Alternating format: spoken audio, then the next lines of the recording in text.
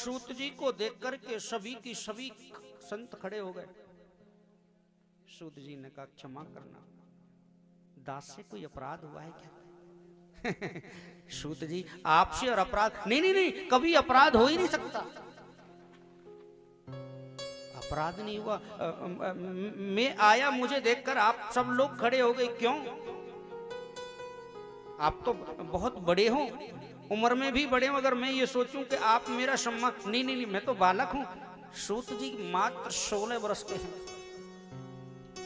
शौनक इत्यादि संतों में से सबसे जो वृद्ध संत थे शौनक जी, उन्होंने कहा एक बात कही सूत जी, धनु व्रदा बल व्रदा आयु व्रदास्ते वचः ते सर्वपुज्ञान व्रदा किंकरा शेष किंकरः।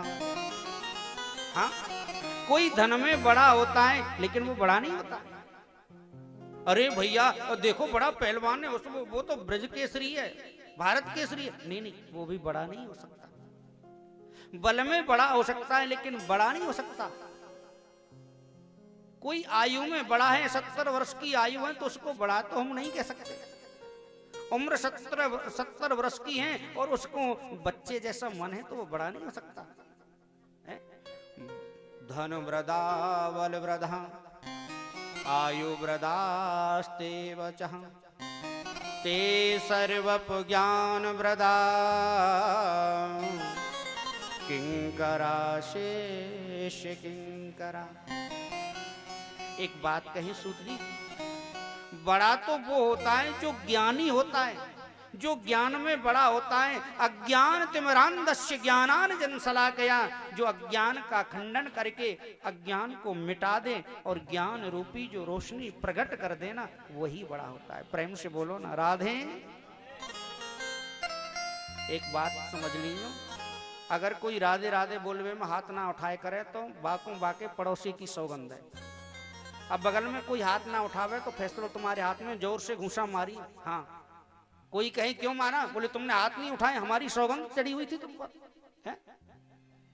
तो यहां पर शौनक जी कहते हैं जो ज्ञान में बड़ा होता है वही बड़ा होता है। और सूत जी आप तो बड़े ज्ञानी हैं कि अज्ञान ध्वंस विध्वंस कोटि सूर्य समप्रभा सूताख्यायि कथा सारम मम कर्ण रसायनम। कि सूताख्यायि कथा सारम मम कर्ण रसायनम। शौनक जी कहते हैं सूत जी आपके अंदर एक दो नहीं, कोट सूर्य समप्रभा, करोड़ों सूर्यों के समान ज्ञान के प्रकाश उत्पन्न है। इसलिए हमारे अंदर जो अज्ञान है ना, उसे निकालकर ज्ञान रूपी रोशनी प्रकट करें। मम कर्ण रसायन, हमें कोई ऐसी कथा सुनाए जिसको सुनने मात्र से, कराने वाली बात नहीं कही है, जिसको सुनने मात्र से संसार के समस्त तापों का ही विनाश हो जाए। तापत्रय विनाशाय श्री कृष्णाय वयम नमः। भगवान का एक नाम कैसा है जो बड़े बड़े महापातकों का नाश कर दे। इसलिए आप ऐसी कथा सुनाइए, आने वाले समय का नाम कलयुग है। और सुनो, कलयुग में किसी के भी पास समय तो होगा ही नहीं, इसलिए कम समय में और एक ही वस्तु से संसार के अनेक तापों का विनाश हो जाए, ऐसी कोई कथा सुनाइए। सूत जी ने जब उनका इस प्रकार का आग्रह सुना तो बड़े आनंदित हुए और कहने लगे, हे शौनक जी, आपने जो प्रश्न किया है ना, सारे कल्याण का प्रश्न किया है। आपने सच कहा।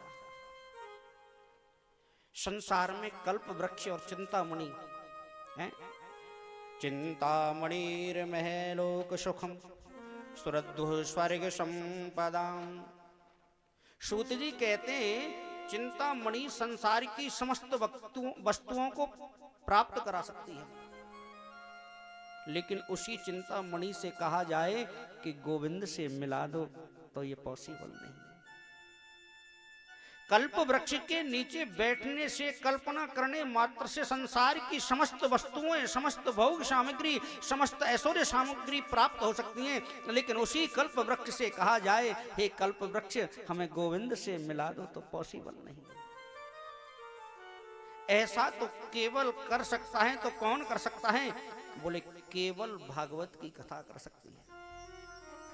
बोले भागवत की कथा? शौनक जी बोले सूत जी कि कालव्याल मुखग्रास निर्णास हेतवे, ये जो कलयुग रूपी अजगर है ना, इसके मुंह में हम सब लोग बैठे हुए हैं और कब तक जीवित हैं, जब तक ये अपना मुंह बंद नहीं कर लेता। इसलिए आपसे निवेदन है कि कोई ऐसी कथा सुनाओ जिस कथा को सुनने मात्र से दैहिक, दैविक, भौतिक तीनों प्रकार के तापों का ही विनाश हो जाए। सूत जी ने कहा भी हाँ, मुझे ध्यान आया, मैं तुम्हें वो कथा सुनाता हूं जो कथा देवताओं को भी कभी कभी सुलभ नहीं होती। हाँ? शौनक जी बोले देवताओं को? बोले हाँ। एक बार राज ऋषि परीक्षित को अकाल मृत्यु से मरने का श्राप लग गया, और ये बात जब सुखदेव जी को पता चली तो सुखदेव जी परीक्षित को कथा सुना रहे थे, और वो यही भागवत की कथा। और सुनो, सुधा कुंभम गृहीत्वैव देवा तत्र समागनः। जैसे ही सुखदेव जी ने कथा प्रारंभ की, हे शौनक जी, उसी समय पर देवता स्वर्ग से अमृत कलश लेकर के आ गए। हाँ? अब देखो, यहां कोई आकर बैठे तो हम तो यही सोचेंगे कथा सुनने आया। सुखदेव जी ने भी सोचा हो, देखो तो सही, आकाश मार्ग से देवता भी कथा सुनने के लिए आ गए। आइए, आपका स्वागत है। देवता जैसे ही बैठे, देवताओं ने कहा क्षमा करना सुखदेव जी, अगर आपकी आज्ञा हो तो कुछ निवेदन करना चाहते हैं। बोलो ना। वो हमने सुना है परीक्षित को अकाल मृत्यु से मरने का श्राप लगा है, 7 दिन बाद परीक्षित मरने वाले हैं। सुखदेव जी बोले सही सुना है। तो जैसे ही हमने सुना तो हम पर तो रहा नहीं गया, तुरंत हमने स्वर्ग का अमृत लेकर के आए। आप ये अमृत आप परीक्षित को पिला दो। और अमृत जैसे ही परीक्षित पिएगा ना तो सच कहते हैं अमर हो जाएगा, फिर इसे मरना नहीं पड़ेगा। सुखदेव जी बोले बड़े दयावान बन रहे हो। सुर नर मोन सब